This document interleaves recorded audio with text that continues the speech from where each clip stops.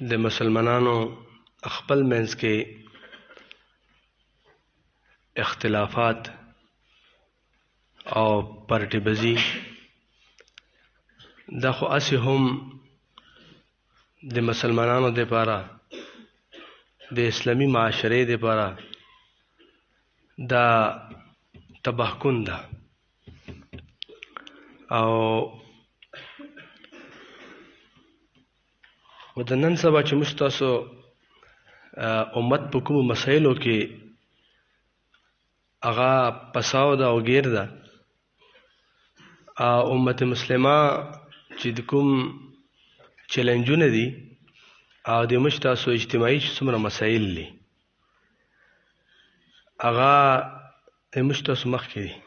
هغه نه وړه وړه طلبه هم دي داسې چې د هغو مخته نه وي داسې د موږ تاسو د امت اجتماعي مسایل دومره ډیر دي او دومره غټ غټ چیلنجونه دي دومره د امت اجتماعي پریشانۍ دي چې هغې شمار نشته او د کفارو او د اسلام دشمن خلک چې کوم دي او طاغوتي قوتونه چې کوم دي د هغو د اسلام خلاف په هر محاذ کې هغه چې څنګه په یو باوجود د اختلافونو نه خپل منځ کې ډېر اختلافونه دي خو موږ تاسو ته یو ده هغه د موږ تاسو نه پټ نه دي موږ تاسو نه پټ نه دي نو اختلافات خو اسې ډېر بد شی خو کله کله حالات داسې راشي که نه په امت باندې چې هغه حالاتو کې مسلمانان په خپل منځ کې دستو گریبان کې دل هغه بالکل نامعقوله وانت خبره یعنی هغه داسې وانت خبره چې هغه د مشمانو یو کیل جوړ شي هغې نه چېرې دا د حالات وګوره او د امت اجتماعي حالت وګوره تاسو مخکې ډېرې خبرې دي چې په هغې باندې سره د امت د نن سبا د چیلنجونو د مسایلو تذکره کوي چې وارث په تیره کې پراوی نه کړي خو تاسو موجوده ټایم کې د فلسطین قضیه وګورئ کوم قسم ته د پوره امت د پانې 2 ارب مسلمانان دا بېحسي او بېوسي او دا اټول په زړه ژاړي وس نشته داسې ده که نه ده داسې حالت په داسې حالاتو کې چې د امت حالت وګوره او په داسې وختونو کې که چیرې موږ تاسو هغه خلک چې هغه ته الله تعالی جل جلاله صلاحیتونه ورکړي هغو ته الله تعالی جل جلاله عقل فکر ورکړه هغو ته الله تعالی د خبرې یا د تحریر او د تقریر او د مذاکرې او د ذهن سازۍ یا د دغو شیونو هغو ته الله تعالی جل جلاله سمج ورکړه او هغه ته الله تعالی جل جلاله دا توفیق هم ورکړی چې هغه د خپل وخت د الله د دین د پاره هغه خپل اوقات هغه وقف کړي دي هغه خپل زندگی الله دین ته وقف کړي ده یا په 24 غنټو کې و غنټه ور کړي ده یا په هفته کې وارز ور کړي ده خو به هر حال هغه د الله د دین نصرت ته وخت ور کوي ول غاړي ور کوي ان تنصر الله ينصركم هغه هم د الله د دین څخه خدمت کول غاړي خو چې په داسې حالت کې هغه خلک چې هغه دین سره وابسته خلک دي هغه دینداري خلک دي که چیرې هغه په خپل منځ کې د خپل صلاحیتونه د یو بل خلاف په استعمال شروع کړي او هغه د امت اجتماعي مسلې چې کوم دي د امت چې کوم اجتماعي پریشانۍ دي هغې نه موږ تاسو لغونتې غفلت مظاهره وکړو او په دغه ټایم کې موږ خپل څه شخصي خبرو باندې او شخصي معاملو باندې په هغې باندې مشغوله او مصروفه شو نو تاسو اندازه لګئ چې دا څومره قسم ته خپل خودغرضي ده او څومره قسم ته یا خودغرضي ده یا د حالاتو عدم ادراک ته یا چې کوم دا هغه باندې بس جذبات سوار دي بس هغه د هغه دماغ کې دي د اسلام څه د امت څه هغه د احوال دي هغې څه ضرورتونه دي یا نو هغې ته نه دي کتل نو د کوم خلک چې دین سره وابسته خلک دي دا خو ډېر نن سبا خو ډېر زیات د قحط وخت اوس ګوره محترم موږ تاسو خپله کې یو لکه الحمدلله د مشتاسو وطن پاکستان دا عوامي لحاظ سره په دین آباد ډیر لکه مدارس آباد دي، تبلیغي مراکز آباد دي، او هغه چې کوم ټایم راسي ډېرې سختۍ نه وي د جهادي مسکرونه دا به آباد مختلف ځایونو کې، او په دې کې چې کوم د خانقاهان آباد دي په دې کې ډېر لکه دینی خدمتونه کېږي. تاسو ګورئ، خو باوجود د دې نه چې دا ټولو اعتراف ته، خو پاکستان کې 22 کروڑه یا 24 کروڑه مثال څومره خلک دي، تاسو چې کله په حساب شي به څومره خلک دي، او که به کله ته بار دنیا سره د مسلمانانو اجتماعي عدد درواخلې چې مثال 2.5 ارب خلک دي،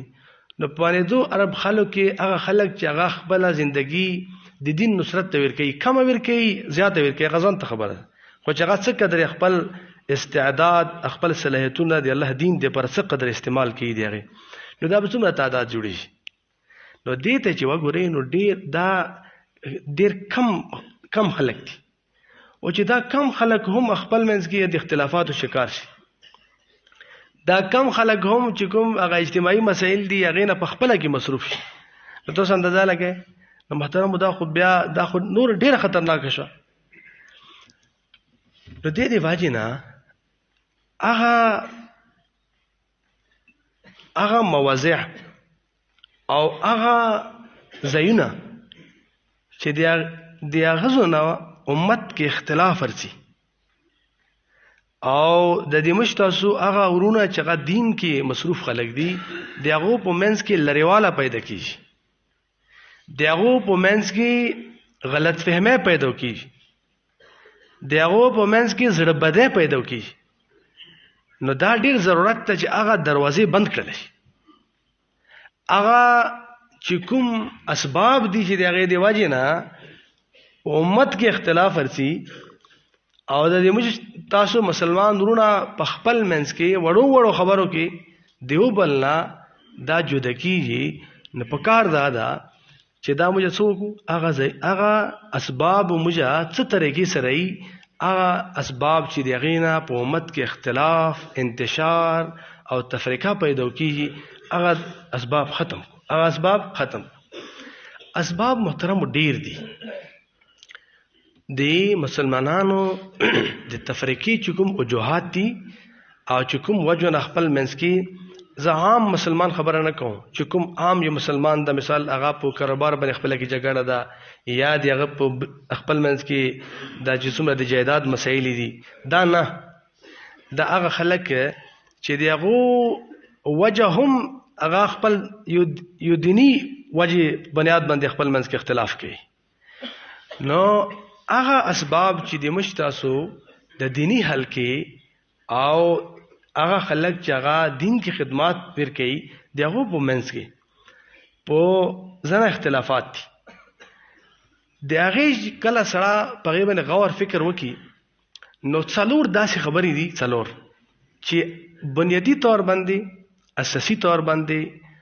هغه د اختلاف وجه جوړیږي، لکه ډېر زیات د اختلافاتو وجه هغه جوړیږي، ډېر زیات د پرټې بازۍ وجه هغه جوړیږي، او که چیرې هغه د هغې سړه خیال وکړي،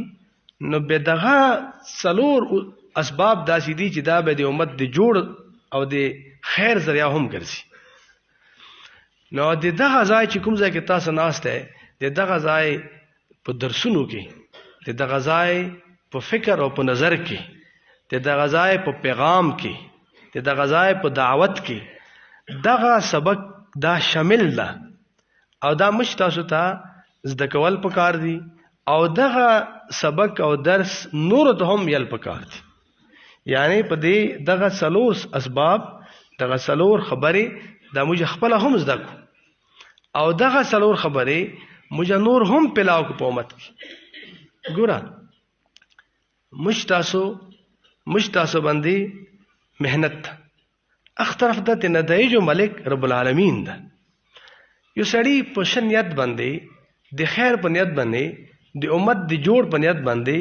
یو خبره وکړه، الله سره اجر خپل. اخترف ته څوک جوړیږي نه جوړیږي خپل خبر، یو کس چې د دوه روغه کوي هغه ته الله اجر ورکوي جوړه وشي روشي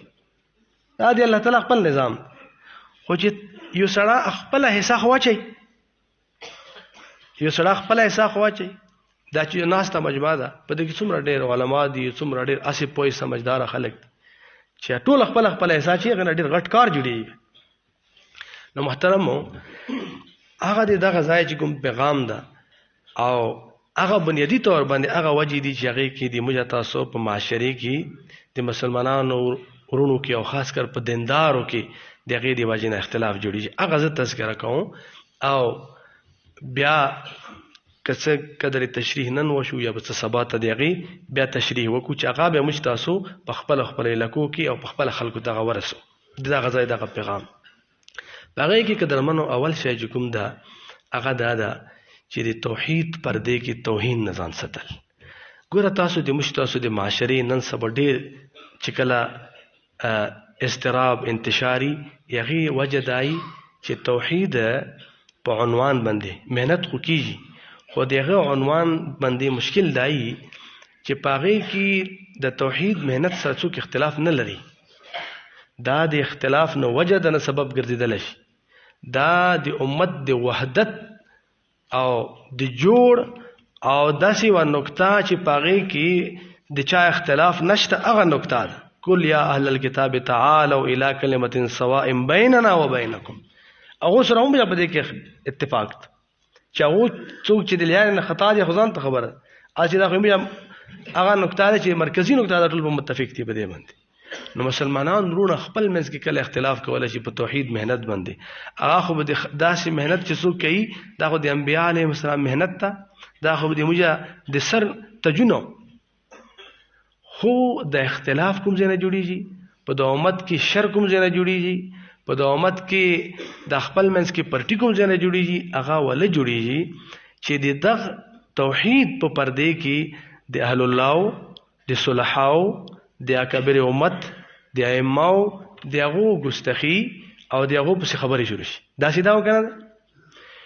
دا استراب دوه نه پیدا شي چې خدای چا کړی دا او رګړی چاته ورکو نو خطا چې کوم خلق دې کې شک نشته دا چې لوی اهل الله تیر دي چې دغه ډیر عظیم شان خدمات دي دا د موږ خدمتونه چې ټولو خلق بزرګاو باندې موږ باندې خلکو خدمتونه جامه کې او خدمت نه راسي دومره خدمتونه کړي او خنن هغه په حلقې کې بشمار خرافات دي دې کې بالکل شک نشته دې کې دوه مرای نشته خو په دې کې چې کوم صاحب قبر دا یا کوم وفات شو کس ته دغه څه جرم ده هغه دی الله ولی تیر نو د مشتاسو چې کله د توحید په عنوان کې شرک نه خلق منې کول خرافات نه خلق منې کول تا خو ډیر امت کې غټ کار ده خو کچېره زه د توحید په عنوان باندې خلق جمع او د ما انداز بیان او د ما تعبیر د ما تقریر د ما درس د ما تحریر د ما مذاکره پاغي کې د الله تعالی جل جلاله وحدانیت او د خلکو په زړونو کې د الله عظمت کینی د الله لوی کینی د الله تعالی جل جلاله په وعدو او په وعدونو باندې غیر متزلزل یقین شي د خلکو د الله تعالی جل جلاله په صفاتونو باندې دغه کامل یقین شي هغه په دغه په زړونو کې یو ذات دغه مینا او دغه محبت او دغه عظمت راشي دا د دې په بجای چې دغه راشي په کار دا و چې کله دا عنوانونه دا شي نه حاصل شي د داسې جلسې نه د داسې درسونو نه د داسې مذاکرو نه د داسې په دوه عنوان باندې څه قایم هغه په کار ده چې دا شای هغه کې دا غویا کې د الله تعالی جل جلاله ذات صفات دغه وحدانیت ټول دا شی کبري خو کچیر عنوان دی او په دوه عنوان باندې بیا چې کوم اهل الله او صلحا او کبیر امت دي هغه موږ نه مفکو او دغه کردار کشي کو او هغه پسې سپک سپوري ایو نو محترم هغه نقصان سي هغه نقصان داسي وي چې هغه نه پوهه خلق هغه کمکل خلق چې هغه دغه حلقه احباب دي هغه سره متعلق دي هغه یغو د محبت په عنوان کې هغه تجاوز کړه حد نه په دغه خرافات او په دغه شیونو کې داخل شوی دي نو هغه تا خپل یو فریق غني بیا هغه چې دا متشدد دا متعصب دا مسایلاږي نه هغه دي دغه دي ته سم خبره نه ووري بیا نو هغه خپل خبره سړي درست خبره کوي هغه څوک نه ووري حالانکه ټیک خبره کوي هغه خو هغه وجه دا ده د دې مشتاسو د خبره غیر مؤثر زکه شي چې هغه ځکه چې کوم ځای کوم شخصیت ته هغه نو چړل پکار هغه وچړل شو نو دې واجه نه د یو غټه واجه محترم دای چې د توحید پردې کې توهین نه کول دین ځان ستل توهین سره وای چې بس دا دغه حد ده زه به توحید ذکر کوم د هر شی ذکر کوم د شرک مذمت او د هر شی کوم البته په دې کې اهل الله دا د موضوع بحث نه چې په هغه کردار باندې خبره کوم یا زه دغه چې دا دغه بزلانه یا به څه خبره وکړه د خلکو کې به دغه عزت کمیږي په دې څه چې عزت نه کمیږي دا څه فائدہ نه کوي د دې طریقه مشته د قران مجید نزد کول پکار دي قران مجید کې الله تعالی جل جلاله د عیسی علی السلام دغه ټول معجزات ذکر کړي دغه چې څومره الله تعالی جل جلاله هغه ته څومره د خیر او صافر کړي څومره لوی شان او ټول ذکر کړل نبوت سره سره چې کوم خصوصي دغه خبرې ټول ذکر کړي حالانکه الله تعالی جل جلاله مخ کې هم پاتوا او تر وتا دا هم پاتوا چې تر قیامت عیسی علیہ السلام هغه شخصیت ته چې په انسان دومره چا سره د چا د وجنه په د کائنات کې چا د وجنه چې انسان یو غدي وجنه شرک شوی دومره نه شو چاسه لکه نن هم په کورونو خلک داسې دي چې هغه عیسایان دي هغه د شرک دغه وجه څه ده عیسی علیہ السلام خو قرآن مجید کې الله تعالی جل جلاله د عیسی علیہ السلام شخصیت کمولو کوشش نه وکړه دغه چې کوم مرتبه او مقام ده دغه لاندې نه دروستل چې د خلک د شرک کې چې لاندې لاندې راشي نه دا ضروری ګڼل ده نو موږ تاسو قرآن نه زده کو بده کې قرآن مجید کې الله تعالی جل جلاله چې څومره تعبیر کوي د انبیاو د شاعر الله دغه مقام خپل ذکر کوي او مې يعظم شاعر الله فانها من تقوى القلوب هغه خپل ځای ذکر کوي او ورسره بیا چې کوم شرک ته ان الشرك لظلم عظیم خپل ذکر کوي د خپل ملک سره تعلق نشته بل سره نو دې دی واجنه محترمو دغه مهنت ولا ډیر د امت لپاره خیر او خیری چې دا د انبیاء علیهم السلام په طرز باندې چې دا د قران په طرز باندې په دې کې خالص توحیدی توهین نه پدې کې نو د مشتاسو تاسو وګوره په د معاشري کې چې د ډیر خپل منځ کې وبل نظر بده راشي او لريواله راشي پرټه جوړي شي او د کیسې جوړي شي اختلافات جوړ شي جنگونه جوړ شي د وجه سوي توحید پردای توحید عنوان وي او حملای په چا باندې په الله باندې نو اخی دی واجب د نقصان دا وکړو چې یو طرف ته تفریقه بزی پیدا شي او د مشتاسو سره چې کوم ناس پاس خلکی دغه جبه په الله باندې جری شي هغه کې بے ادبی او ګستاخی دا قسم ته سنگین مرزونه پیدا شي هغه دغه د ایمان مسله جوړ شي ثبات نو دا فائدې نه نقصان مشتډیر زیات شي نو دې دی واجب محترم یو شی دا او دویم چې دغه دی واجب ډیر زیات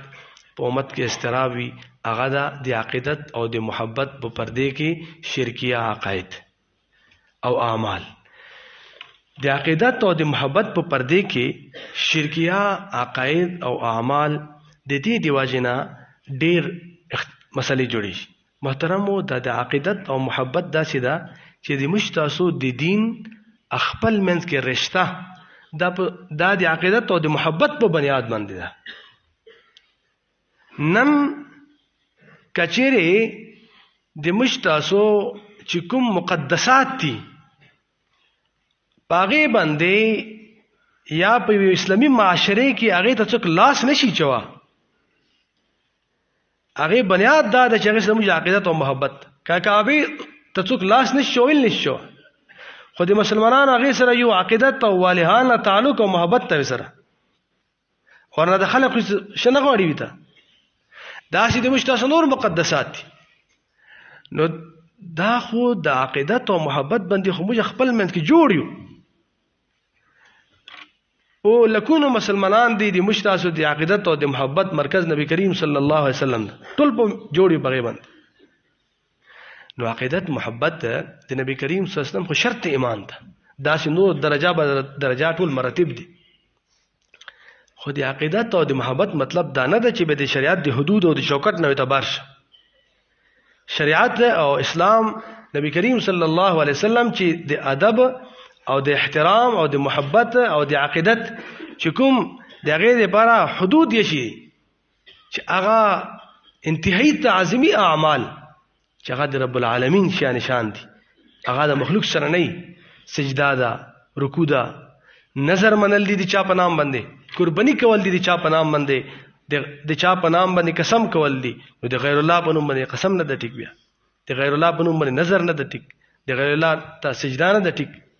نو دې دی واجه نه دا تعظیمی اعمال دي، دا دی الله جل جلاله شان دي. اوس کچېره دغه معاملې دا چې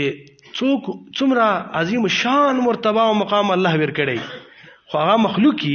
هغه سره داسې معاملې کوي، نو نبی کریم صلی الله علیه وسلم هغه خپل منع کړ. نو دې دی واجه نه به د اختلاف د دوز نه جوړیږي. ها د شریعت په دایره کې نه په حدودو کې نه مشت اسلام د عقیدت هم عزت رکھي، مشت د محبت هم عزت رکھي، او د هغې دپاره موږ تاسو دپاره مثال او معیار هغه د صحابه کرام رضوان الله علیهم اجمعین څومره شدید محبت نبی کریم صلی الله علیه وسلم، بے مثال محبت، صرف زبانی او لسانی او د جبې محبت نو. نبی کریم صلی الله علیه وسلم په یوې اشارې باندې هغه خپل هر څه نه تیر او هر څه نه تیر شوي وو، عملی طور باندې هر څه قربان کړي وو په هغې باندې، او نور هم اظهار محبت هم ډیرو. نبی کریم صلی الله علیه وسلم به چې کله اودس کولو نو د صحابه کرام رضوان الله علیهم اجمعین چې کوم د نبی کریم صلی الله علیه وسلم لاندې دي هغه نه پرېږدول ځمکې ته، ابا ځان باندې استعمالول. بخاری شریف کې د هغې تذکره ده چې صحابه نبی کریم صلی الله علیه وسلم اودس کولو، د هغې اودس چې کوم یو دي هغه لاندې ځمکې ته نه ورکول، او چې ځنه خلک به وروسته راغلو نو د صحابه به لاسونه لندو، نو چې چا به ته ورسته به راول هغه سه به خپل لاسونه داسې وسولول چې داسې نبی کریم صلی الله علیه وسلم د اودس مبارکې اوبه لګېدلې دي. نبی کریم صلی الله علیه وسلم توکي مبارکې دا به ځمکې ته نه ورکولې. داسې د محبت په خپل ځای ده. محبت کې الله تعالی جل جلاله چې کوم ځای کې اجازت تر کړه اجازت ته پغې کی، عقیدت کې کوم ځای کې اجازت ته پغې کی. او بکر صدیق رضی الله تعالی عنہ په هغه ځای کې ناشته نه کوي چې کوم ځای کې نبی کریم صلی الله علیه وسلم ناشته دغه په قدمو مبارکو کینی. نبی کریم صلی الله علیه وسلم چې کوم ځای کې دفن ده، چې کوم ځای کې نبی کریم صلی الله علیه وسلم نن کوم روزه مبارکه ده په هغه ځای کې د خپل د قبر ترتیب داسې کړه چې د نبی کریم صلی الله علیه وسلم چې کوم شی مبارک دي هغه طرف ته قدمونو طرف ته کوشش کړه چې لاندې مدخ طرف ته کې سره. او بیا عمر فاروق رضی الله تعالی ځان دي او بکر صدیق رضی الله عنه قدمونو ته سخی دومره د خپل کې دیو بل ادب خپل ځای کوي، ادب خپل ده، د غیر رعایت خپل ستی او د شریعت د حدود رعایت خپل ستی،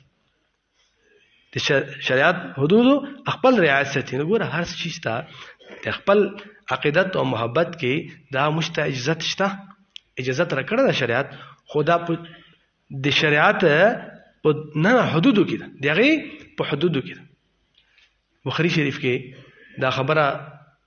تفصیلی بیان کړې ده